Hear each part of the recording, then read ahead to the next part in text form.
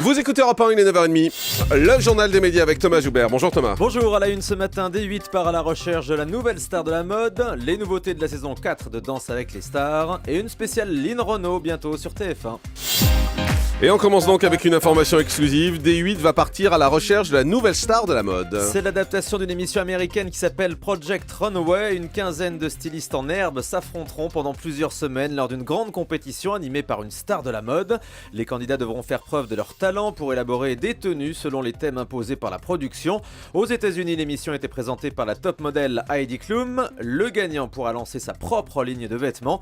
L'émission baptisée provisoirement Projet Haute Couture devrait arriver en prime time sur D8 au printemps prochain, juste après Nouvelle Star. Et TF1 qui annonce justement le lancement de la saison 4 de Danse avec les stars. Qui succédera à M. Pokora, Chaim et Emmanuel Moir. On suivra ça à partir du samedi 28 septembre. Les candidats et leurs danseurs ont été présentés à la presse hier soir.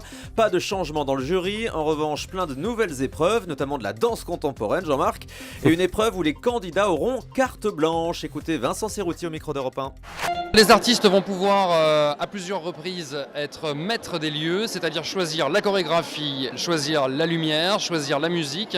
Ils auront vraiment carte blanche et ça on voulait vraiment l'instaurer dans cette saison 4. De nouveaux exercices, de nouvelles thématiques, nouveaux décors, encore plus grands. On tourne toujours sur le plus grand d'Europe avec ses 1500 mètres carrés, mais on repousse les limites du plateau pour qu'ils soient encore plus grands. Toujours un orchestre en direct et on est ravis avec Sandrine de repartir pour une saison 4.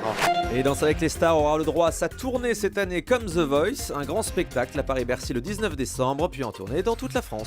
Norbert et Jean de Top Chef rejoignent l'équipe de 100% Mike sur Oui, M6. mais alors chacun séparément. Norbert Tarrer s'occupera d'une chronique culinaire pour les enfants et Jean Imbert présentera un module court avec sa compagne Alexandra Rosenfeld.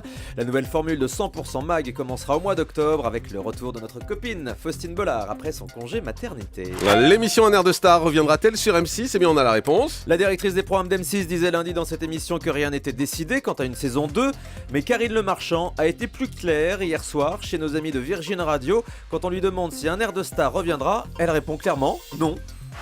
Non. Je pense pas que c'est un des scores suffisants pour qu'il y ait une saison 2. À regret, je me suis marrée, c'était du direct, je pouvais dire tout ce que je voulais. Et puis c'était nouveau et c'était bon enfant. L'ambiance était extraordinaire. J'aimerais bien rester de temps. J'aime bien l'alternance. J'aime bien aller à la campagne, faire du docu. Et puis j'aime bien aussi faire des choses un peu folles. Mais j'aimerais bien faire une émission politique à ma sauce. Des portraits. J'aimerais bien faire comme L'amour est dans le pré, mais avec des politiques. Comme L'amour est dans le pré avec des politiques. Je me demande ce que ça peut donner.